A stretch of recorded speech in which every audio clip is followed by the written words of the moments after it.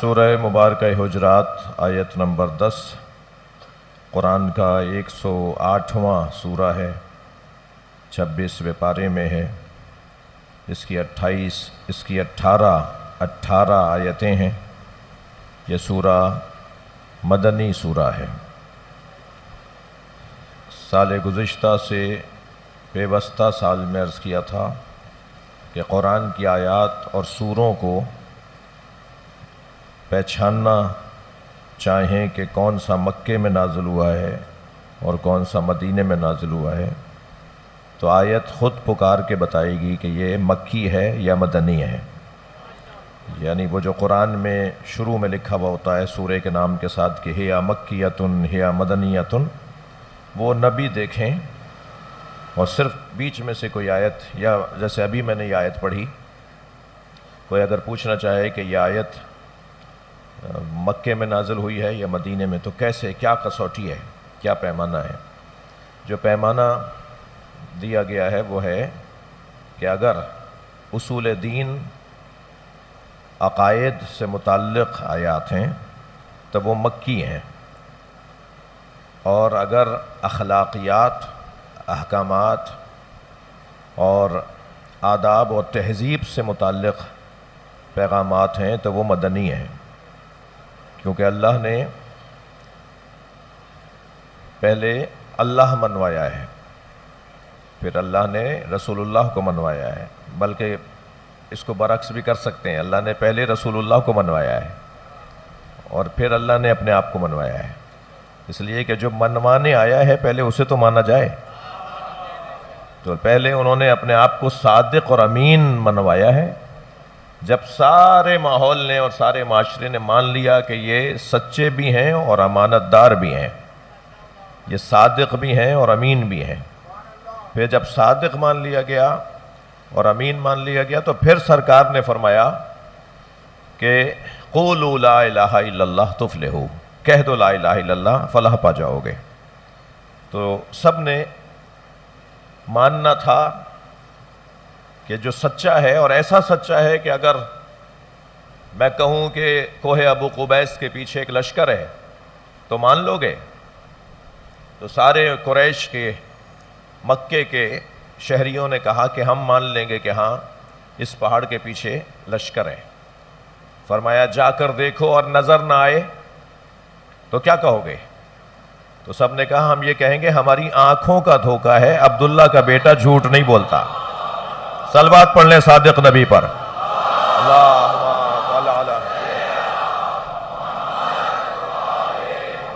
تو پہلے سرکار نے اپنا سچا ہونا منوایا، اور پہلے اپنا امین ہونا منوایا، اور پھر آپ نے اللہ منوایا، پھر اپنا کلمہ پڑھوایا، اور اعلان نبوت سے پہلے صادق اور امین ہونا خود کو منوایا، اعلان نبوت کے بعد صادق اور امین ہونا ثابت ہوا، اور پھر جب صداقت کا سکہ بن گیا تو پھر کہا من کنت مولا، میں جس کا مولا ہوں علی اس کا مولا ہے۔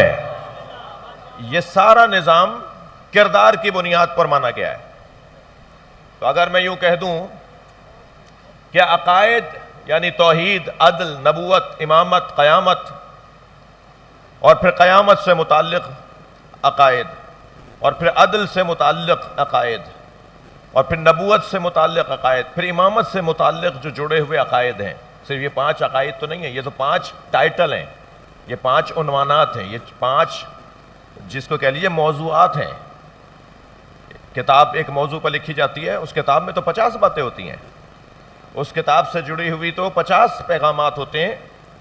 وہ ایک موضوع ہوتا ہے جو تعارف کے لیے ہوتا ہے کہ یہ فلسفے کی کتاب ہے، یہ منطق کی کتاب ہے، یہ جغرافیہ کی کتاب ہے، یہ مثال کے طور پر عقائد میں فلاں عقیدے کی کتاب ہے۔ ایک صلوات اور پڑھے محمد و آل محمد۔ اللہم صلی علی۔ میں آپ سب سے گزارش کر سکتا ہوں تھوڑا تھوڑا سا اور جڑ کر بیٹھ جائیں، ایک عنایت ہوگی ایک صلوات پڑھتے ہوئے۔ اللہم صلی علی۔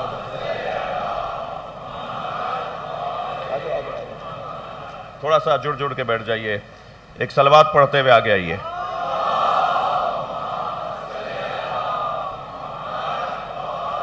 اس سے بلند صلوات۔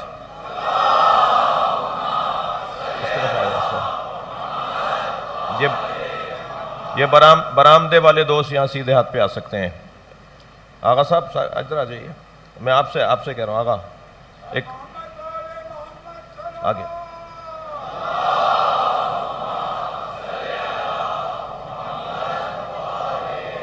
اس سے بلند صلوات. اللہم صلی علی محمد وعلی. باب العلم کی صلوات کا بھی اور نعرے کا بھی اور گریے کی بھی جو صدا بلند ہوتی ہے نا، باہر بیٹھنے والوں کو ایسا لگتا ہے جیسے پورے کراچی میں حسین آ گئے ہو. تو آپ کا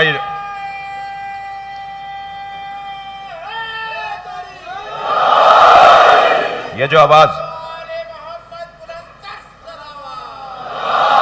اللہم صلی علی ایک خاص نور پھیلتا ہے اس صلوات کے پڑھنے سے، لہذا تکلف نہیں کیجیے گا. اگر میں یوں کہہ دوں کہ اللہ نے اللہ بھی اس لیے منوایا ہے کہ تم انسان بن سکو، اللہ اس لیے منوایا ہے کہ ہم، یعنی اللہ گویا ہمیں کہہ رہا ہے کہ تم انسان بن سکو. عدل کا جو عقیدہ ہے وہ بھی اسی لیے ہے کہ ہم اچھے انسان بن سکیں. گھنٹوں اس پہ دلائل لائے جا سکتے ہیں، استدلال کیا جا سکتا ہے. جتنے بھی عقائد ہیں ہمارے، ان سب کا تعلق میرے عمل کے ساتھ ہے، میرے کردار کے ساتھ ہے، ہمارے رویوں کے ساتھ ہے. ہمارا رویہ، ہمارا کردار ایک مرتبہ آسمان کی طرف، بلندیوں کی طرف جانے لگتا ہے جب میرا عقیدہ سالم اور خالص ہو جاتا ہے. تو اگر نصاب اسلام میں ان بچوں جوانوں کے سامنے رکھنا چاہوں کہ اسلام کا نصاب کیا ہے، اسلامی تعلیمات کا نصاب کیا ہے، تو ترتیب میں تو پہلے عقائد ہیں، پھر احکامات ہیں. اللہ مان لیا تو توحید کا تقاضا ہے کہ توحید در خالقیت، توحید فی الخلقہ، توحید فی الصفات، توحید فی الاعمال یا افعال، توحید فی العبادہ. 4 مرحلے ہیں عقیدہ توحید کے. یعنی عقیدہ توحید اگر مجھے پڑھنا ہے تو مجھے ان 4 مرحلوں سے گزرنا ہوگا.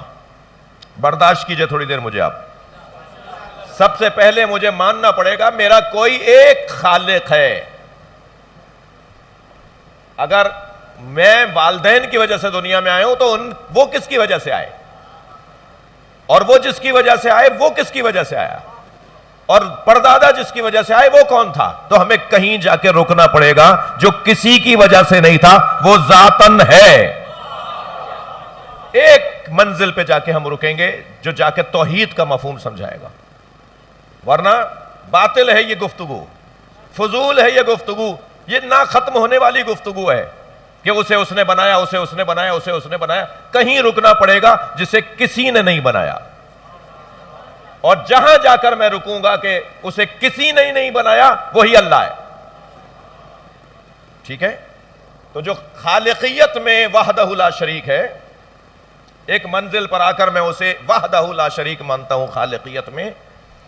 اس کی صفات بھی اس کی ذات ہیں. جب وہ ہے ہی ایک تو یہ تھوڑی ہوگا کہ اس کی صفت علیحدہ ہے اور اس کی ذات علیحدہ ہے. میرا اور آپ کا علم علیحدہ ہے، ہم علیحدہ ہیں. ہم اور ہیں، ہمارا علم اور ہے. اگر ہم اور ہمارا علم ایک ہی ہوتا تو ماں کی گود میں بھی ہم وہی کہتے ہیں جو آج مثال کے طور پر ڈاکٹر بننے کے بعد اور فلاں دانشور بننے کے بعد بول رہے ہیں. ہم تو نہیں بولتے تھے وہ بات.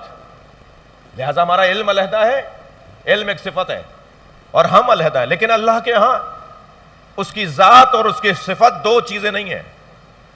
جو اللہ ہے وہی عالم ہے، جو عالم ہے وہی اللہ ہے. باقی تو سب ماں کے پیٹ سے جاہل آئے. واللہ اخرجکم قرآن واللہ اخرجکم من بطون امہاتکم لا تعلمون شیئا. تم ماں کے شکم سے اس حالت میں دنیا میں بھیجے گئے کہ تم شے کے بارے میں نہیں جانتے تھے. لفظ شے بول کر اللہ نے اتنا مفہوم کو عام کر دیا. شے کچھ بھی نہیں، ذرہ نہیں جانتے تھے. وہ پنجابی دوست بیٹھے وہ کہیں گے ککھ نہیں جانتے تھے.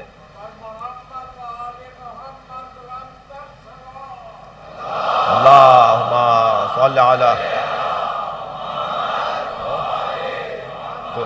تو اللہ کی ذات اور اس کی صفات دو نہیں ہیں، وہ ایک ہی وجود ہے. تو ہم توحید ایک ہی مانتے ہیں صفات میں بھی.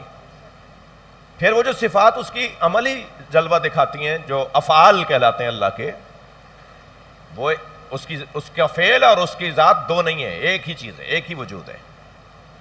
پھر جو خالقیت میں وحدہ لا شریک ہو، جو صفات میں وحدہ لا شریک ہو، جو افعال میں وحدہ لا شریک ہو، تو پھر عبادت میں بھی وحدہ لا شریک. پھر سجدہ صرف اسی کا ہوگا. صلوات پڑھ لیں محمد و آل محمد. یہ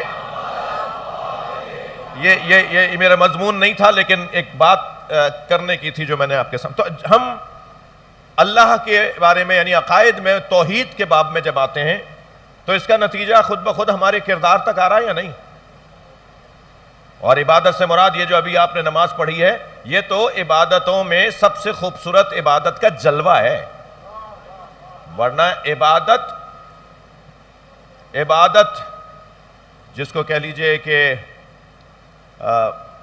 مقطوعہ، موقوتہ اور توقیفی وقف شدہ عبادتیں اور ہیں. جیسے ہی مثال کے طور پہ نصف شب گزرے گی، نماز مغرب اور نماز عشاء کی قضا، وقت ختم. یہ توقیفی عبادت ہے، وقف شدہ. 2 رکعت ہی پڑھنی ہے فجر کی. اللہ ہی کا تو ذکر کر رہا ہوں، 3 رکعت پڑھ لوں تو 3 رکعت پڑھنے پہ 2 رکعت کا بھی ثواب نہیں ملے گا. ارے میں نے تو زیادہ ہی پڑھی تھی. تو توقیفی ہے، وقف شدہ عبادت ہے. وقف میں تبدل اور تصرف نہیں کیا جا سکتا. وقف کے اندر رد و بدل نہیں کیا جا سکتا. 30 روزے ہیں، یہ نہیں کہ میں عید والے دن بھی روزہ ہی تو رکھ رہا ہوں. اللہ ابھی تو آپ نے کہا تھا ماہ رمضان شروع ہوا تھا کہ روزہ رکھنے والا جو ہے وہ اللہ کا قرب حاصل کر لیتا ہے. تو میں تو عید کے دن بھی حرام ہو جائے گا اس دن عید روزہ. وقف ہے نا، ختم ہو گیا نا، چاند نظر آ گیا. تو یہ جو توقیفی یعنی وقفی عبادتیں ہیں، یہ تو وقتی ہیں نا. ابھی ہے 2 گھنٹے بعد نہیں ہوں گی، 4 گھنٹے بعد. آج کل روزہ رکھنا واجب نہیں ہے، مگر ماہ رمضان میں روزہ رکھنا واجب تھا. تو اس کا ایک وقت ہے، اس کا ایک دورانیہ ہے. یہ ہے عبادت توقیفی. لیکن کچھ عبادات توقیفی ہیں اور کچھ عبادات توقیفی نہیں ہیں، ان کا کوئی وقت نہیں ہے. وہ کل وقتی ہیں، وہ ہمیشہ کے لیے ہیں. کوئی ایک لمحہ، سوتے میں بھی اللہ یاد رہے، بازار میں بھی اللہ یاد رہے، افسروں کے سامنے جاتے ہوئے بھی اسے اللہ مت مان لینا، یاد رہے. ماتحتوں سے بات کرتے وقت انہیں ذلیل مت کرنا، اللہ یاد رہے. تو یہ جو اللہ یاد رہے والی کیفیت ہے، یہ عبادت ہے کہ جس کا کوئی وقت نہیں ہے. اسے کہتے ہیں بندگی، اسے کہتے ہیں عبودیت. ہمارے اعمال پر اس کا اثر پڑ رہا ہے یا نہیں؟ آپ عدل الہی کو لے لیں اور آگے بڑھیں نبوت کا عقیدہ، اور آگے بڑھیں امامت کا عقیدہ اور قیامت کا عقیدہ. یہ جتنے بھی عقائد ہیں ہمارے سارے، یہ سارے عقائد ہمیں ہمارے کردار کی طرف. اس بچے کو ذرا سمجھائیے کون بول رہا ہے بیچ میں. ایک صلوات پڑھیں ذرا محمد و آل محمد. نہیں ہے کوئی؟ نہیں، اس کا اگر بیٹھ سکتا ہے رہ سکتا ہے، میں نے اسے اٹھایا نہیں ہے. ہاں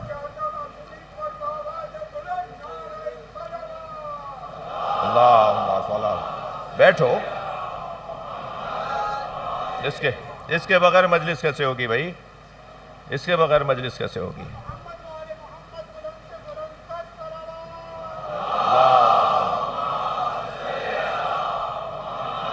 تنگ ہو رہا ہے. پھر لے جاؤ. گھبرا رہا ہے، ڈر رہا ہے تو لے جاؤ، پھر لے جاؤ. اللہم صل علی محمد. ان چھوٹے چھوٹے بچوں کی سالمیت، صحت، سلامتی، عمر بابرکت، ان کا مستقبل اچھا ہو. ایک بلند صلوات پڑھیں. اللہم صل علی.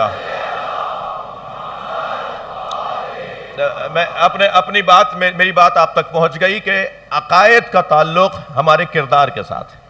خود بخود ثابت ہو جائے گا. آپ ایسے ہی تھوڑی آ کے بیٹھے ہیں. آپ کا امامت کا عقیدہ اچھا ہے تبھی تو مجلس میں آئے ہیں آپ.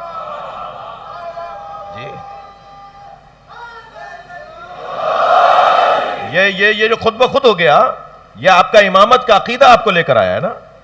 یہ مولا سے آپ کا پیار آپ کو لے کر آیا ہے نا. آپ انہیں حجت خدا مانتے ہیں نا. آپ اللہ کا ولی مطلق مانتے ہیں نا. تبھی تو آئے ہیں ان کو اپنا چہرہ دکھانے. یہ ہمارے سارے کے سارے اعمال ہمارے عقائد سے جڑے ہوئے ہیں. مگر نصاب اسلامی تعلیمات کے نصاب میں سب سے پہلے عقائد ہیں، پھر ان عقائد کی روشنی میں احکامات ہیں. حرام اور حلال اسے کہتے ہیں احکام. جی منہیات اور واجبات، اوامر اور نواہی، کرنا ہے نہیں کرنا ہے. کرنے والی ساری چیزیں اور نہیں کرنے والی ساری چیزوں پر غور کرنا، یہ گویا شریعت ہے. ٹھیک ہے. بہت ساری چیزیں کرنے کی فوراً نہیں بتائی گئیں. خود نماز جماعت، نماز جنازہ دوسری ہجری میں، نبی کے ہجرت کے بھی 2 سال کے بعد نماز جنازہ واجب ہوئی. جو لوگ کہتے ہیں نا کہ حضرت خدیجہ اور حضرت ابو طالب کی نماز جنازہ کس نے پڑھائی، ان سے کہیں پہلے تمہیں اسلام پڑھ کر آؤ پھر تمہیں پتہ چلے گا. نماز جنازہ واجب ہی نہیں ہوئی تھی بھائی. نماز جنازہ ان کی رحلت کے موقع پہ واجب ہی نہیں ہوئی تھی ہی نہیں. تو یہ جو کرنے کے اور نہ کرنے کے احکامات ہیں شریعت کے، یہ مختلف مرحلوں میں آتے رہے.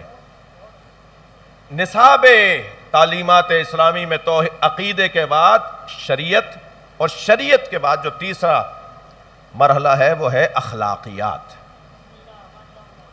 موضوع سے ہٹا ہوا نہیں ہو. اخلاقیات، یہ جو خلق ہے، یہ جو اخلاقیات ہیں، یہ ہمارے عقائد، یہ ہمارے نماز اور روزے کا نتیجہ ہے. اچھا انسان بنانے کے لیے تو کہا ہے الصلاۃ ان الصلاۃ تنہی عن الفحشاء والمنکر. بے تحقیق نماز برائیوں سے بچاتی ہے. تو برائیوں سے بچنا اخلاق ہے یا نہیں؟ اچھائیوں کی طرف راغب ہونا اخلاق ہے یا نہیں؟ یہ بچا کون رہا ہے؟ یہ شریعت بچا رہی ہے. یعنی ہمیں اچھا اخلاق شریعت دے رہی ہے. یہ روزہ ہمیں بھوک اور پیاس کا احساس دلا کر بھوکوں اور پیاسوں کی طرف متوجہ کر رہی ہوتی ہے. یہ حج ہمیں اجتماعیت کا جذبہ عطا کر رہا ہوتا ہے. یہ نماز جماعت ہمیں مل کر رہنے کا جذبہ عطا کر رہا ہوتا ہے. نماز بھی پڑھنی ہے، بعد میں مصافحہ بھی کرنا ہے. بعد میں ایک دوسرے سے ملیں گے تو کینہ بھی دور ہوگا اور ایک دوسرے سے آگاہی اور آشنائی اور قرب بھی بڑھے گا. یہ اخلاق کا مسئلہ ہے یا نہیں؟ جتنے بھی شرعی احکامات میرے عزیزو آپ لے لیں، وہ سب نتیجہ اس کا اخلاقیات کے اوپر ہے. اور اخلاقیات، ممکن ہے کوئی کہے صاحب مولانا یہ تو ایک درس اخلاق آپ دے رہے تھے. یہ اخلاقیات ہے در حقیقت جو انسان کو ولایتوں تک پہنچاتا ہے. انسان صاحب کرامت اور صاحب عظمت اور صاحب منزلت بنتا ہی اخلاقیات کی وجہ سے. ایک بہت بڑا نام ہے صاحب کرامت عالم دین، ایک اللہ کے خاص ولیوں میں سے ایک ولی. ان کے پاس کوئی صاحب آ کے بیٹھے تو ان کا باد معدہ ایک بدہضمی کا اظہار، ایک آواز ان کے بدن سے نکلی.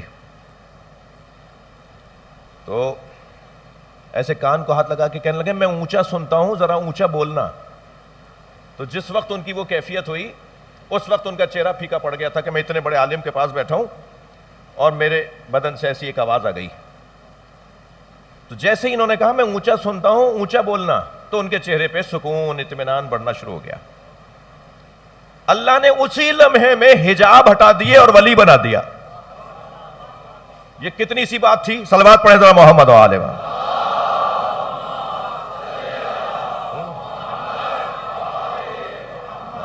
ممبر کی ایک زبان ہوتی ہے، میرا مجمع متوجہ ہے. چھوٹی سی بات، انہوں نے اسے احساس دلایا کہ نہیں، شرمندہ نہیں ہو. یہ ایک قدرتی اور ایک بدن کے تقاضے ہیں.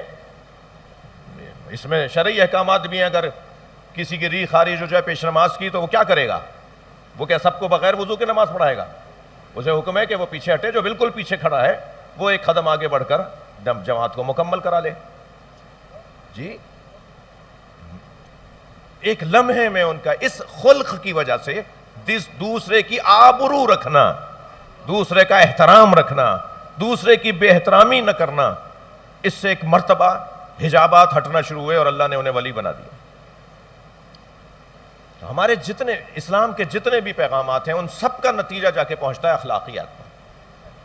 البتہ یہاں ایک غلط فہمی کا امکان ہے کہ اخلاق بہت اچھا ہو، خدمت خلق کا جذبہ آسمان پر ہو، دوسروں کے کام آنے کا جذبہ انتہائی کمال پر ہو، مگر وہ اللہ کو نہ مانتا ہو، وہ رسول اللہ کو نہ مانتا ہو، وہ مولا علی کو جانتا ہی نہ ہو، وہ قرآن کا مخالف ہو، اور بہترین خدمات اور بہترین اپنی گویا اخلاقی کیفیت کا اظہار کرتا ہو۔ ایسے بندے کا حال اس روٹی چور والا حال ہے جی، کہ جو روٹیاں چرا کر فقیروں میں بانٹ دیتا تھا اور کہتا تھا صاحب ایک چوری کا گناہ 1 اور 1 نیکی کا ثواب 10، تو تم اس 10 میں سے 1 کم کر لو تو پھر بھی 9 تو ہے نا میرے پاس۔ یہ خبر جب میرے مولا امام جعفر صادق علیہ السلام کو پہنچی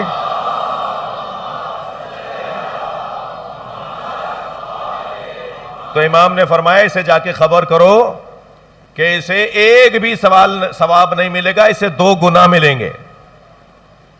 یہ روٹی چور، تندور پہ سے روٹیاں چرا کر فقیروں میں بانٹنے والا، حضرت نے فرمایا اسے جا کے خبر کرو اسے 1 بھی ثواب نہیں ملے گا۔ وہ تو کہہ رہا ہے نا 9 ثواب ملیں گے، 1 کم کر لو۔ حضرت نے فرمایا اسے جا کے خبر کرو کہ اسے 1 بھی ثواب نہیں ملے گا، اسے 2 گناہ ملیں گے، 1 چوری کرنے کا گناہ اور 1 کسی اور کے مال کو اپنی پسند سے تقسیم کرنے کا گناہ، جسے تصرف کہتے ہیں، کسی اور کے مال میں تصرف، کسی اور مال کو کسی اور پکوان کی دکان پہ جا کے اپنے دادا کی فاتحہ پڑھ کر آ گئے۔ بھائی تمہارا تھا کیا وہ جو تم نے بانٹ دیا؟ پہلے چوری کی گناہ، پھر کسی اور کا مال خود پسند سے بانٹ کر آ گئے، یہ دوسرا گناہ۔ حضرت نے فرمایا 1 بھی ثواب نہیں ملے گا۔ اور میں ایک جملہ کہتا ہوا گزروں، اب تو ویسے رہبر شہید کی شہادت نے یہ ٹائیوں والے ملاؤں کے چہروں سے جو نقابیں اتاری ہیں، صلوات پڑھنے ذرا محمد وآلہ۔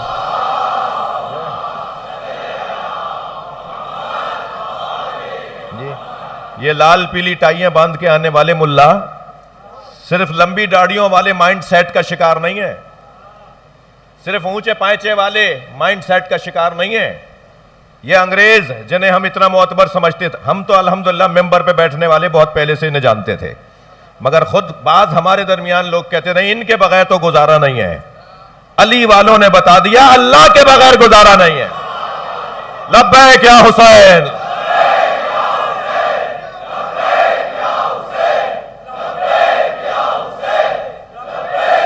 بلند تر صلوات محمد و آل محمد۔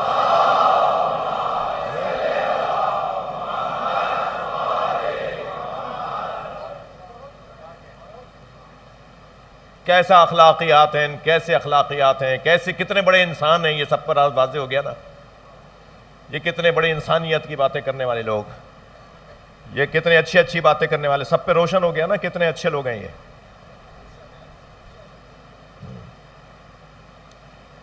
عزیزان گرامی، انما المؤمنون اخوہ، میں نے آپ سے پہلے دن کہہ دیا تھا کہ کچھ ضروری باتیں نہیں چھوڑی جا سکیں گی، اس لیے وعدہ نہیں ہے کہ میں سورہ حجرات کو اس سال مکمل کر لوں گا۔ یہ جو بھی میں نے بات کی ہے، جو بات پوری گفتگو کی ہے، یہ اس موضوع کا حصہ ہے۔ مومنین آپس میں ایک دوسرے کے لیے بھائی بھائی ہیں۔ انما المؤمنون اخوہ، مومن ایک دوسرے کے بھائی بھائی ہیں۔ وقت ختم ہو گیا۔ میں نے ابھی گزارش کی ہے اظہر نقوی صاحب سے کہ وہ ایک سوز پڑھیں اور مرثیہ پڑھیں، اور یہ دن ایسے ہیں نا، یہ 10 دن کی طرح تو پورا سال نہیں آتا، پورے سال میں تو یہ کیفیت نہیں ہوتی نا۔ ہماری بھی مشکل ہے، مجبوری ہے، تقریباً 1 گھنٹے کا سفر کر کے ہمیں ایک اور شہر کے کونے میں پہنچنا ہے، پھر وہاں سے ایک اور کونے میں پہنچنا ہے، 4 مختلف ڈسٹرکٹس میں حاضری ہے، تو وقت کی بھی تنگی ہے، میں زیادہ سے زیادہ آپ کی خدمت میں رہوں، اس کا ایک حل یہ ہے کہ وہ تھوڑا سا بھی کام کر لیں، مرثیہ پڑھ لیں تاکہ حسین بھائی بھی ایک سلام پڑھ لیں، اور میں بھی آپ کی خدمت میں کم سے کم 50 منٹ تو مجلس پڑھوں. میری طرف سے مسئلہ نہیں ہے، میں 50 منٹ کا دورانیہ میں آپ کی خدمت میں ہوں، 50 سے 55 منٹ.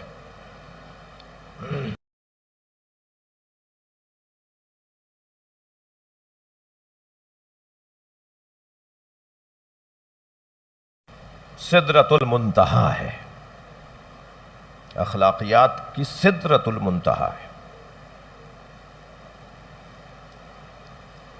کربلا عروج خلق، عروج اخلاق ہے، کمال اخلاق ہے.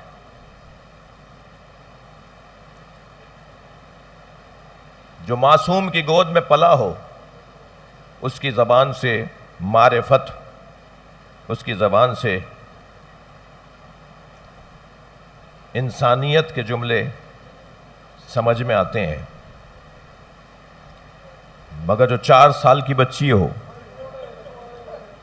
جو 6 سال کا بچہ ہو،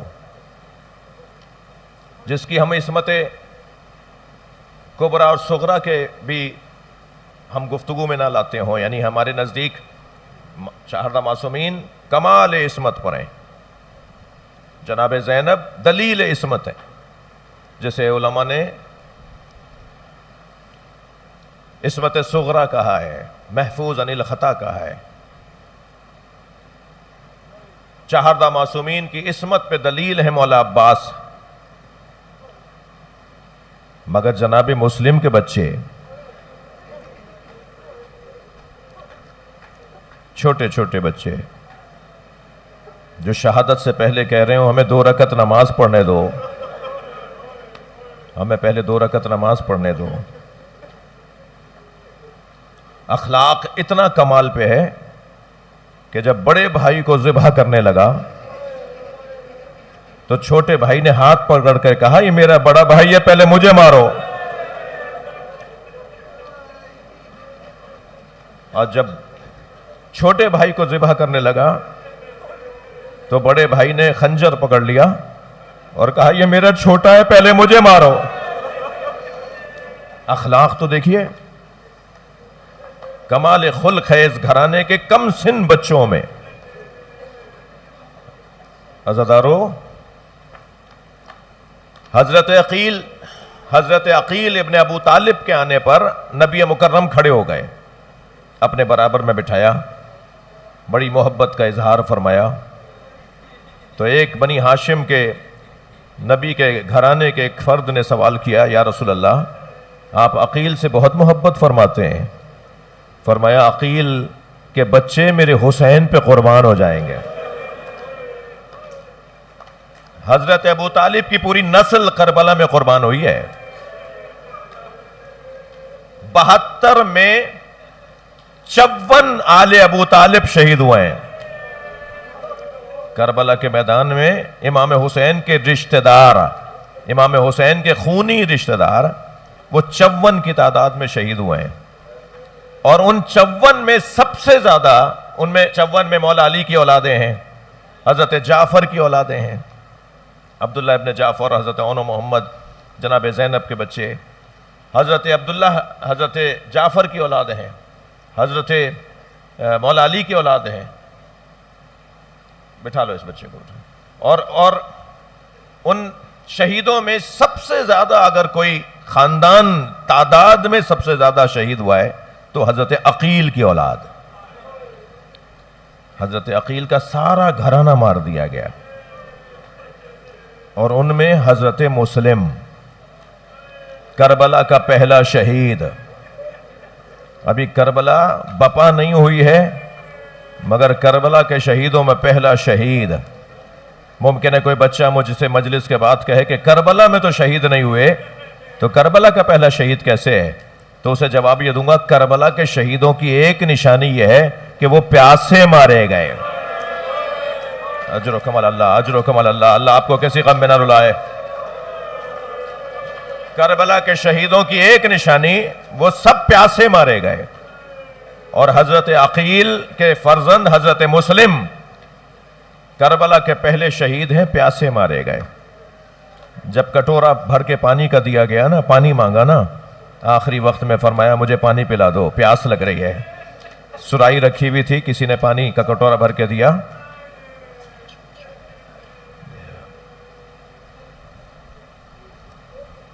تو جب پانی کو منہ سے لگایا تو کیونکہ ہونٹ زخمی تھا، دانت ٹوٹ چکے تھے، آپ کے منہ سے خون آ رہا تھا، تو پانی میں خون کا قطرہ گرا، اسے واپس دے کے فرمایا یہ مضاف ہو گیا، دوسرا لا دو۔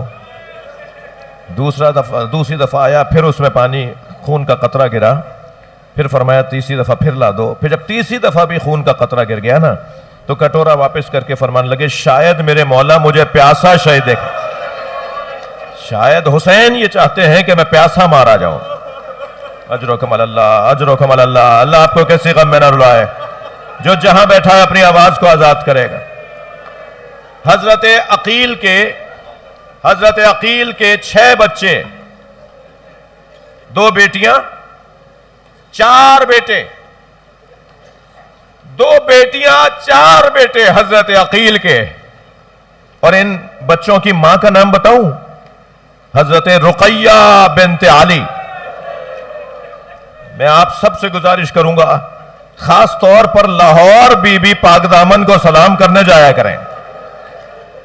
یہ جن کے بچوں کا میں ذکر کر رہا ہوں نا، حضرت عقیل، ان بچوں کی ماں لاہور میں حضرت بی بی پاک دامن، حضرت رقیہ بنت علی۔ اور عزادارو، یہ کیسے ممکن ہے کہ میں حضرت عقیل کے بچوں کا تو ذکر کروں اور ایک اس ماں کا ذکر نہ کروں جن کا ان بچوں کی تربیت میں بہت گہرا اثر ہے؟ اس کے بھی سارے بچے مارے گئے ہیں۔ وہ کربلا میں نہیں تھی، مگر روزانہ جنت البقیع جاتی تھی، انگشت شہادت سے 4 قبروں کے نشان بناتی تھی، اور 4 قبروں پہ 4 بیٹوں کے نام لکھتی تھی، اور کہتی تھی وَيْكَ لَا تَدْعُ أُمَّ الْبَنِينَ، مجھے ام البنین مت پکارا کرو۔ ام البنین تو بیٹوں کی ماں کو کہتے ہیں، میرے وہ بیٹے کہاں رہے جن کی میں ماں ہوں؟ میں بی بی ام البنین کے قدموں میں سر رکھ کر کہوں بی بی، آپ کے 4 بیٹے مولا عباس اور مولا عباس کے 3 بھائی کربلا میں شہید ہو گئے، مگر بی بی آپ کے تو نواسے بھی مارے گئے، آپ کے تو نواسیاں بھی ماری گئیں۔ جناب رقیہ بنت علی جن کا مزار لاہور میں ہے، بی بی پاک دامن، وہ جناب ام البنین کی بیٹی ہیں، مولا عباس کی بہن ہے۔ ہاں، مولا عباس کی بہن ہے، باب الحوائج ہے۔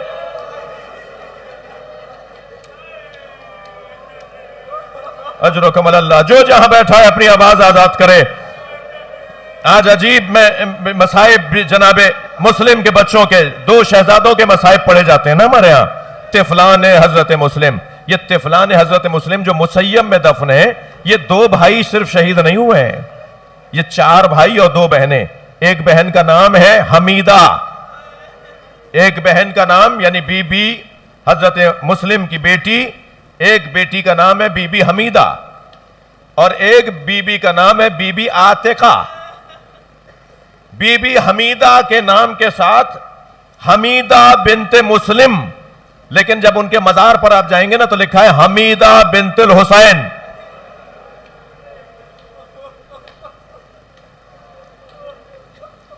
اگر مسلم کی بیٹی ہیں تو بنت الحسین کیوں لکھا ہے؟ جب جناب مسلم کی شہادت کی خبر آئی تو یہ بی بی بے کل ہو گئی، بے چین ہو گئی، اتنا روئی کہ احساس ہو رہا تھا کہ کہیں دنیا سے نہ چلی جائے۔ اولاد والے بیٹھے ہوئے ہیں نا، آپ کے گھروں میں بھی بیٹیاں ہیں نا، جوان جو بیٹھے ہیں ان کی بھی بہنیں ہیں نا۔ بیٹیوں کا باپ سے بڑا گہرا تعلق ہوتا ہے، بیٹیاں باپ سے خاص تعلق رکھتی ہیں۔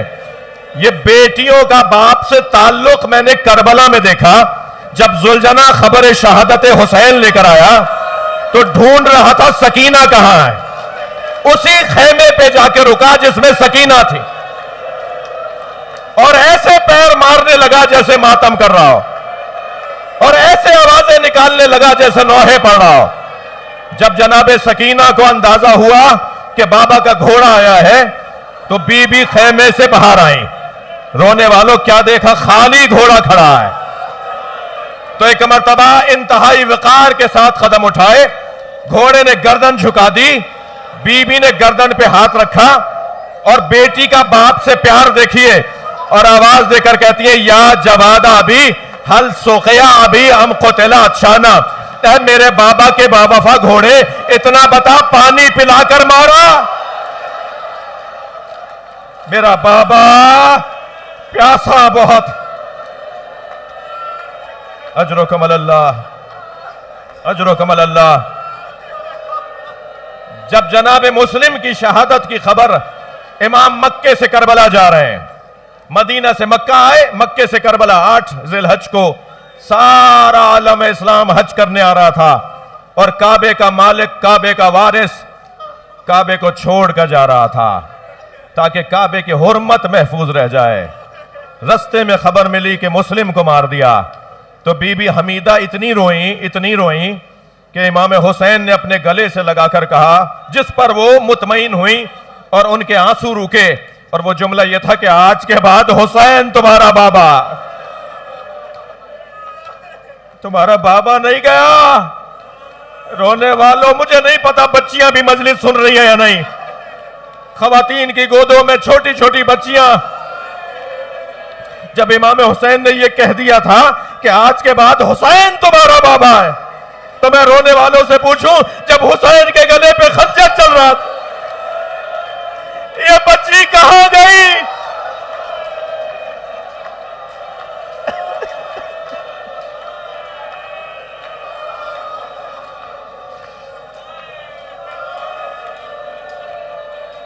اجرکم اللہ, اجرکم اللہ.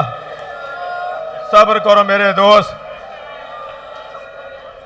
ہمت کرو, حوصلہ کرو, حوصلہ کر کے گریہ کریں. ہم میں سے کوئی مرے گا نہیں, ہم کتنا ہی رو لیں, ہم میں سے کوئی مرے گا نہیں. سکینہ کو تماچے لگے,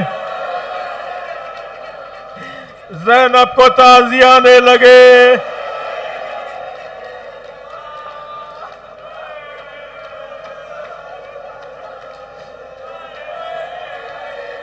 اللہ کرے میں بیان کر پاؤں.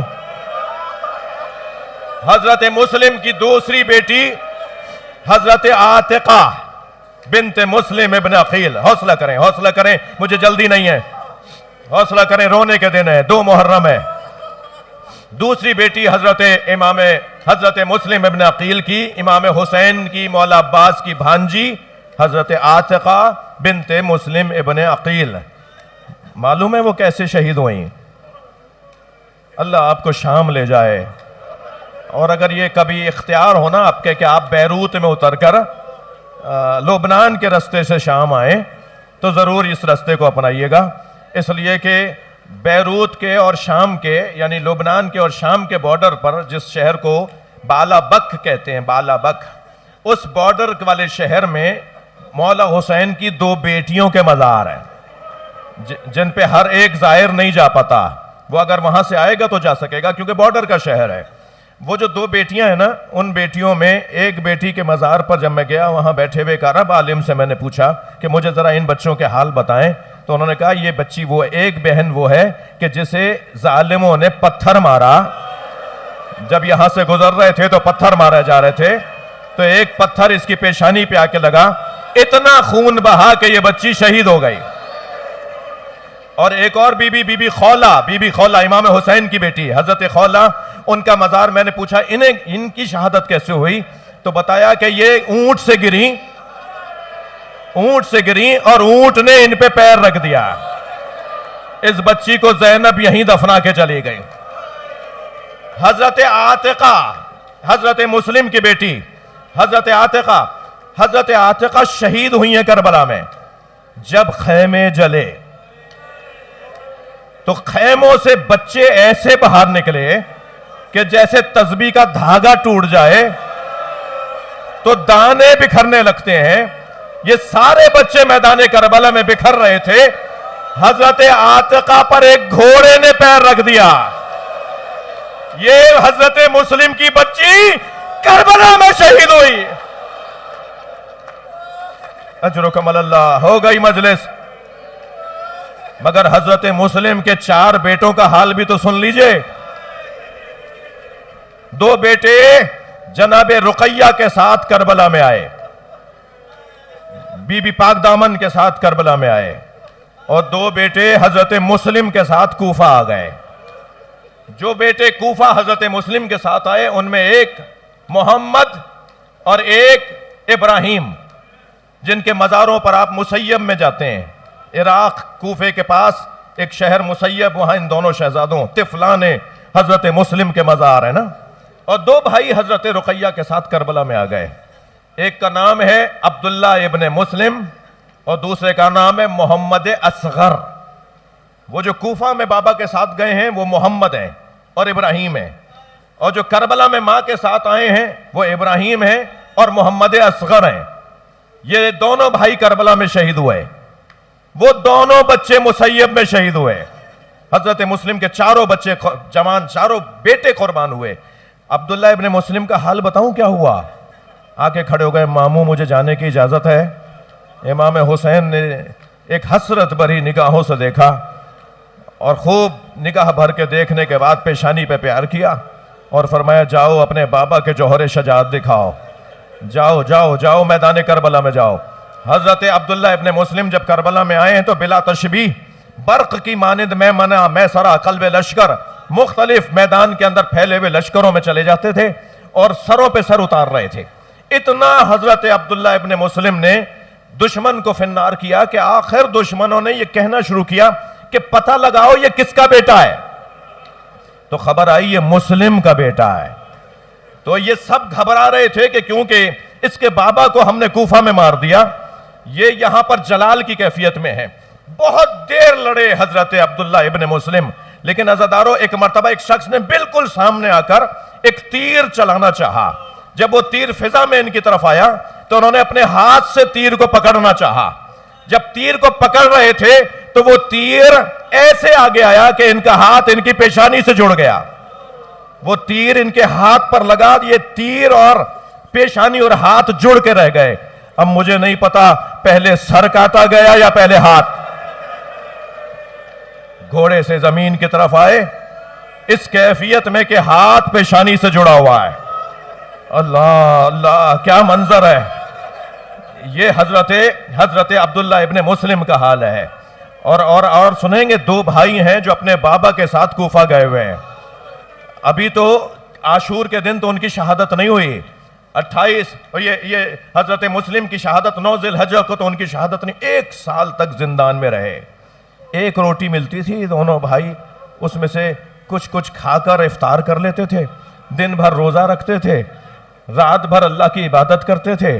یہ دونوں شہزادے ابراہیم اور محمد جن کے مزار مسیب میں زندان میں 1 سال تک رہے. ایک مرتبہ زندان بان بدلا تو محسوس کیا کہ یہ کچھ رؤوف اور مہربان ہے. تو دونوں بھائیوں نے طے کیا. بڑے بھائی نے آگے بیٹھ کر کہا بھائی محمد الرسول اللہ کو جانتے ہو؟ کہنے لگا میں مسلمان ہوں. بڑھ کر کہا فاطمۃ الزہرا کو جانتے ہو؟ کہا کہ میں بی بی کا چاہنے والا ہوں. جب دیکھا نا کہ اس کے دل میں ہماری دادی کی محبت ہے تو کہا اگر فاطمہ زہرا کے بچے تمہارے سامنے آ جائیں تو کیا کرو گے؟ اجر و کمال اللہ, اجر و کمال اللہ, کیا کرو گے؟ تو کہنے لگا میں ان کے قدموں میں اپنا سر رکھ دوں گا, میں اپنا سب کچھ ان پہ قربان کر دوں گا.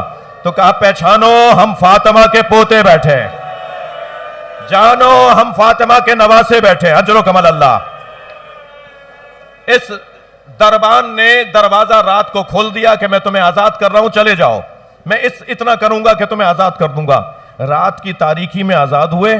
یہ رات بھر سفر کرتے تھے اور دن میں کہیں چھپ کر بیٹھتے تھے تاکہ کوئی گرفتار دوبارہ نہ کر لے. مگر جب دن نمودار ہوتا تھا اور رات گزرتی تھی تو یہ وہیں کہیں قریب ہوتے تھے, اس لیے کہ انہیں رستوں سے تو آگاہی نہیں تھی, انہیں رستوں سے تو آشنائی نہیں تھی. ایک دن یہ دریا کے کنارے، فرات کے کنارے غسل کرنے کی غرض سے گئے تو دیکھا کہ کچھ خواتین ہیں جو پانی بھرنے آ رہی ہیں، تو ان سے بچنے کے لیے درخت پہ جا کے بیٹھ گئے۔ ایک خاتون نے دیکھ لیا تھا کہ کچھ بچے ہیں جو چڑھ رہے ہیں درخت کے اوپر، قریب آ کر ان بچوں سے مخاطب ہوئی اور پوچھا کون ہو، تو بتایا ہم مسلم کے شہزادے ہیں۔ میرے لال بیٹھ جاؤ، ہم مسلم کے شہزادے ہیں۔ وہ خاتون اپنے گھر لے گئی۔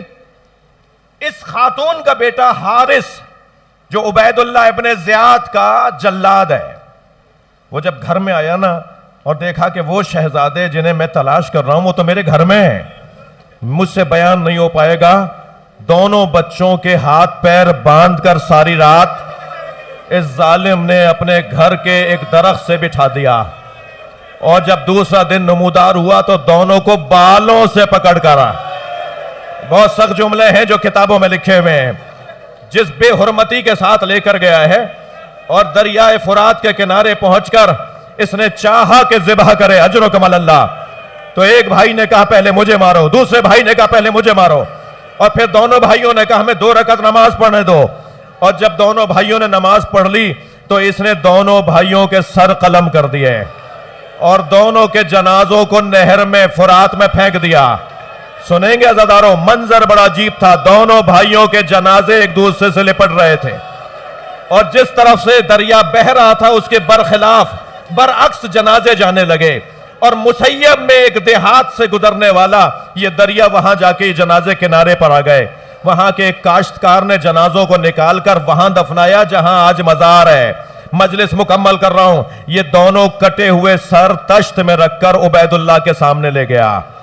جب رومال ہٹایا گیا تو یہ عبید اللہ کھڑا ہو گیا اور چہروں کو دیکھ کر کہنے لگا کف القتل قمر، چاند جیسے چہرے، میں نے تجھے گرفتار کرنے کو کہا تھا، تو نے انہیں ذبح کر دیا، میں نے اب تک اتنے خوبصورت بچے نہیں دیکھے، رونے والوں جو دشمن کی نگاہ میں خوبصورت ہو وہ ماں کی نگاہ میں کتنے حسین ہوں گے۔ جب یہ قافلہ کوفے سے گزرا، آخری جملہ، جب یہ قافلہ کوفے سے گزرا، حضرت مسلم کی لٹکی ہوئی لاش کو دیکھ کر، دارالامارہ پر حضرت مسلم کی لاش لٹکی ہوئی تھی، حضرت رقیہ نے آواز دے کر کہا مسلم میرے 2 بچے آپ کے پاس تھے، مجھے میرے بچوں کا پتہ بتاؤ۔ کٹے ہوئے لاشے سے آواز آئی اے رقیہ میرے بچے غربت میں مارے گئے۔ الا لعنت اللہ علی قوم الظالمین فسيعلم الذين ظلموا أيام منقلب ينقلبون۔ یا